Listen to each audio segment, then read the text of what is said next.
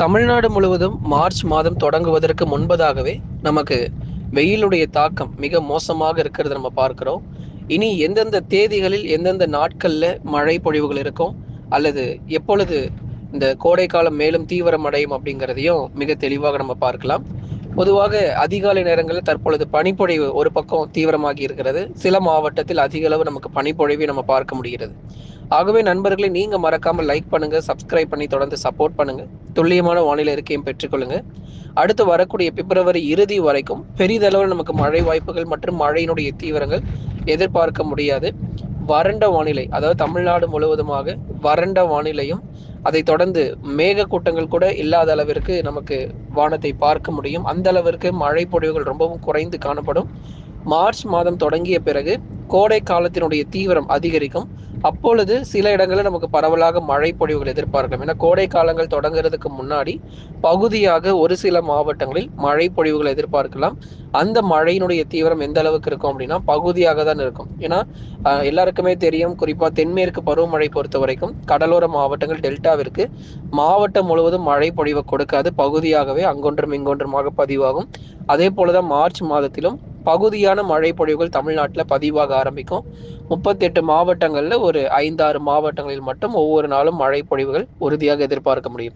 March மற்றும் April மாதங்களிலும் அடுத்து வரக்கூடிய கோடை காலங்களிலும் நமக்கு வெயிலுடைய தாக்கம் எந்த அளவிற்கு மிக மோசமாக இருக்கும் அப்படிங்கிறத பல நாட்களாக உங்களுக்கு எச்சரிப்புகளாக கொடுத்துக்கிட்டே இருக்கிறோம்.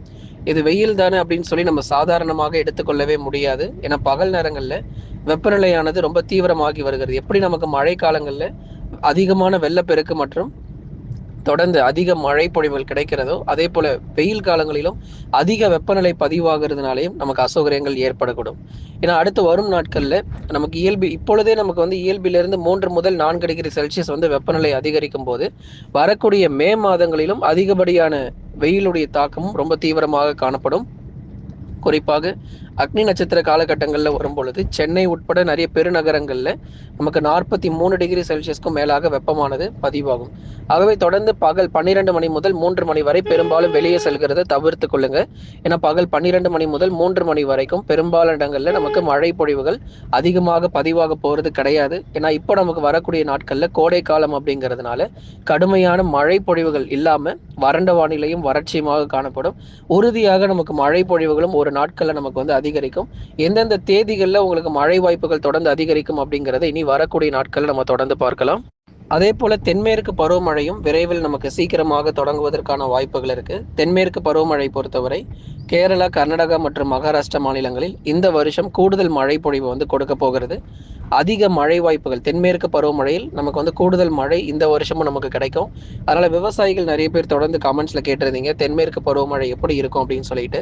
தொடர்ந்து பார்க்கலாம். தென்மேற்கு பருவமழை பொறுத்த வரைக்கும் மிக தீவிரமாக நமக்கு பதிவாகும். இந்த வருஷம் மே இறுதியில் ஆரம்பித்து ஜூன், ஜூலை மற்றும் ஆகஸ்ட், செப்டம்பர் வரைக்கும் அதிக அளவு நமக்கு மழை வாய்ப்புகள் தென்மேற்கு பருவமழை மூலமாகவும் கண்டிப்பாக கிடைக்கும். நீங்க மறக்காமல் லைக் பண்ணுங்க, சப்ஸ்கிரைப் பண்ணி தொடர்ந்து சப்போர்ட் பண்ணுங்க.